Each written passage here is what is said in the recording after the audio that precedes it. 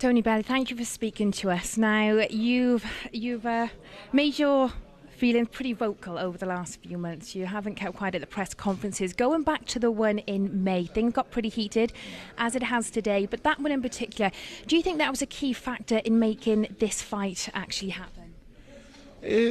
First of all, thanks for having me, and it's always a pleasure. And then I'd say, come May, listen, I'd lost 16 pounds in 16 hours. And then I knew I had to lose a bit more. So how would yourself feel if you'd lost 16 pounds, 16? I was very agitated. I was very highly strung. I was angry. But, you know, it is what it is. And we dealt with it and we moved on. So, you know, it is what it is. Listen, press conferences that's exactly what they are. Press conferences. They're for the press to get hyped up on something, jumped up on something that maybe is or isn't there. But what happened. And I am where I am now because people can say I'm where I am now because of my mouth, but it's nothing to do with my mouth. I am where I am because I can fight. Simple as that. I turned professional with a fantastic amateur pedigree. I'm just taking it into the pros, and October the 15th, we're going to find out what it's all about. Now, you were offered this fight back in May when Brahma failed to show. It was last minute. You only had 3 days' notice. You did say you took the fight. You did thought you'd be able to lose the weight. Did you honestly think you would lose the weight, though, or was it a chance to get a bit of promotion out of it to get under Nathan's skin? To be honest, I'd lost 16 pounds in 16 hours, and I thought the weight would keep coming off the way it did. But then, you know, I advised me nutritionists and consultants that I have as part of my team, and they said to me, you've hit the brick wall. I'd lost the 16 pounds and I couldn't lose one more pound. As I say, if anybody knows about losing weight, you'll know you get to a certain point and you can't lose any more. And I lost the 16 pounds in the 16 hours, and I'd done that through running like nearly 20 miles on my bike, in the gym, doing everything I could. And then after I'd lost that 16 pounds, I then went to a sauna. I sat in a sauna for 2.5 hours and I lost half a pound in weight. My coach sat next to me and lost 6 pounds in the same sauna right next to me, and I lost half a pound. So it was all over at that stage. I was gutted, I was heartbroken. But listen, this is the business. This is what we do. We go through what we go through to give me best and do what I possibly could. But the only reason, when I look back, the only thing that was keeping me in that sauna when I felt like that was my 2 boys in the house. So all I care about is my kids, and all I want to do is give them a better life, and that's what was getting me through them dark hours. So they're your biggest motivator. Obviously, Frank's recently mentioned the unification bout with Hopkins as a bit of a incentive for both of you. The winner for this taking on the winner from the Hopkins versus Dawson fight. But for you, is that something that is too far ahead, and it is your kids that is your main motivator at the moment? I won't even be discussing a legend like Bernard Hopkins. At the end of the day, to me, this is a domestic fight, and we're lucky that there's a world title being involved.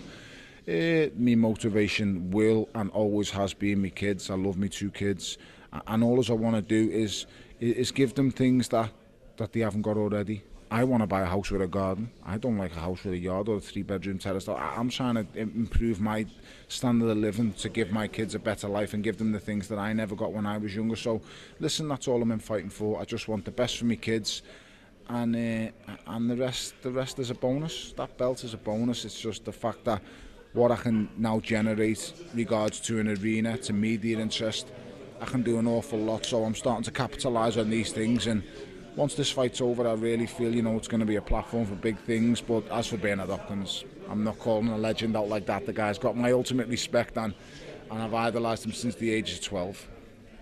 Now, what about the rumours as well with the sparring that you're receiving for this fight? There's rumours that you have actually been made an offer from Enzo Macrinelli to help you, so he's going to offer his support and his sparring. Now, this is obviously Nathan's former stablemate from the Calzaghe gym. Have you accepted his offer? Yeah, we've accepted the offer, and me and Enzo are good friends. We always have been. I supported him ringside. Enzo actually consoled my missus at the first Oval Mackenzie fight. He sat with her and he consoled her, and he told her it was going to be okay when I was on the floor and when I was going through, hard times there. And for that, I'm going to be eternally grateful to him and thankful, because Enzo's a fantastic guy, a role model for Welsh athletes, and not just Welsh athletes, for British athletes, for English athletes. He's a role model because he shows that he's been knocked down and he's got back up and he's come back and done it again. And I believe Enzo Macrinelli is going to be a force when he comes back, and I'm really grateful to him for helping me. And do you think he's going to be one of the key people that actually is going to be able to spot Nathan's flaws? He's been in the gym with him for years, so if anyone can, spot where you'll be able to get your shot, yeah, is that a bit of a key you're looking for from? Yeah, listen, at the end of the day, it's like me saying the 10,000 scousers that are going to be in the arena. It's like him saying exploit this, and I've got to do it.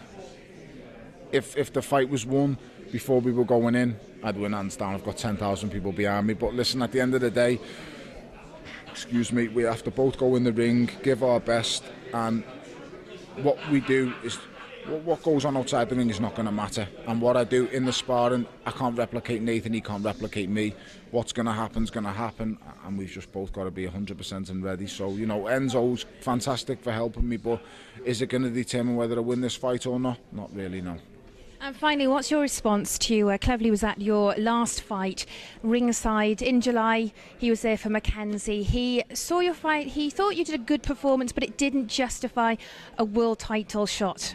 What's your response to that? My response to that was he said it was 50-50 going in, and it was more like 99.1% by the end of the fight. So boxing, when you talk about boxing, it's an art, and the first thing you say is the brutal and noble art is to hit and not be hit. I went in there, I hit the guy, and barely got hit myself. So. And any last message for your fans as well? All the Welsh fans that are coming, I hope you have a safe journey and enjoy the fight. Thanks for supporting me. I get a lot of Welsh support too, so thanks to them. Me Scouse fans, they know where I'm at. I love them, and they're great. They've backed me from day one. All the people going out and buying tickets for this fight, I can't thank you enough. And I hope you all have a great night, safe journey, and enjoy the fight. Thank you for speaking to us. Thank you.